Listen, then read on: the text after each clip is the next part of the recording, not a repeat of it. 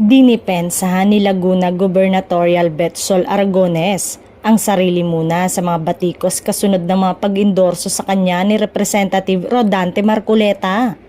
Bilang dating ABS-CBN broadcast journalist, nakakatanggap umano ng mga puna si Aragones dahil sa pagtanggap niya ng suporta ng mamabatas na may mahalagang papel sa hindi pag-renew ng prangkisa ng nasabing network. Ayon kay Aragones, bukas ang kanyang kampanya sa kahit sinong nagnanais tumulong sa advokasya niyang makapagtayo ng maayos at kumpletong ospital, anuman ang kulay o partidong kinabibilangan.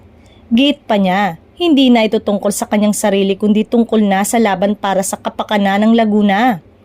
Ipinunto rin ni Aragones na kasama siya sa nagtanggol sa malayang pamamahayag at ang pagsangkot sa politikang may hindi inaasahang pakikipag-alyansa ay hindi palaging nangangahulugang pagtataksil sa mga dating paninindigan. Sa kanyang Grand Rally noong May 3, pinatunayan umano ng mga pinuno mula sa iba't ibang panig ng politika, kabilang sina Bongo, Pia Cayetano, Francis Tolentino at iba pa, na posible ang pagkakaisa para sa isang layunin basta't ang mga ito ay para sa kapakanan ng mga Pilipino.